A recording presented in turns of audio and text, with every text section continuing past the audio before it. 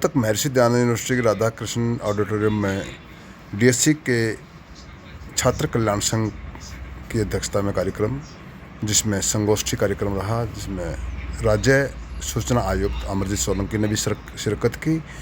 और इस अवसर पर हरियाणा भर से डीएससी समाज से लोगों ने आकर के सबके विचार सुने। संगोष्ठी कार्यक्रम में पूर्व मंत्री मनीष ग्रोवर जी ने भी इस कार्यक्रम को संबोधित किया। मंत्री जी का कार्यक्रम है और इसी बीच में रोहतक के अंदर भी 2 जगह और स्थान पर जाएंगे। आज जिस तरह मंत्री जी, मुझे वो दिन याद है, अभी कपूर जी कह रहे थे कि रोहतक के अंदर हम जब कांग्रेस की सरकार थी, अपनी मांग रखने आए थे तो हमें लाठियां, डंडे, पुलिस द्वारा पिटाया गया। खूब पिटा था डॉक्टर भीमराव अम्बेडकर चौक पर। हमारे को याद है जब कांग्रेस के आगे कोई बात रखते थे तो वो देते कम थे, पीटते ज्यादा थे।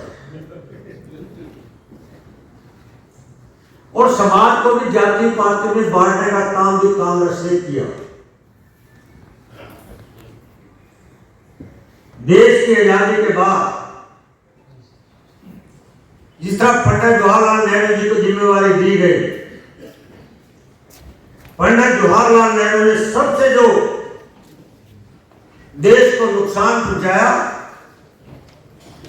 370 धारा 35 से लगाकर, और डॉक्टर भीमराव अम्बेडकर उस प्रस्ताव से इनकार करके पंडित जवाहरलाल नेहरू की कैबिनेट से बाहर आ गए और उनका विरोध किया।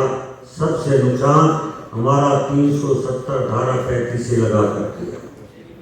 जितने हमारे प्रांत हैं वहां भी हिंदू समाज को कमजोर करने लिए ईसाइयों को इतना उनको वहां फंड दिया गया, जिससे पूर्वांचल की 5 स्टेटें हमारे हिंदू से ईसाई की ओर गई।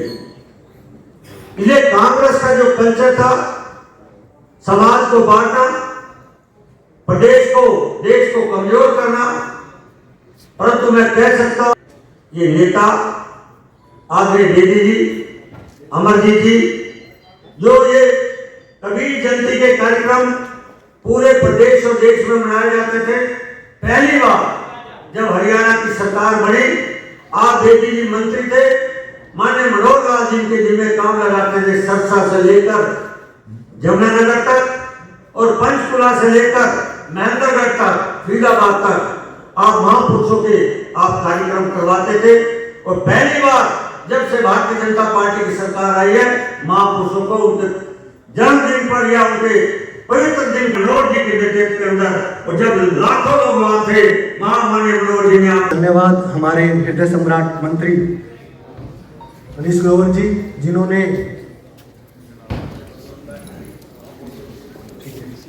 अब साथियों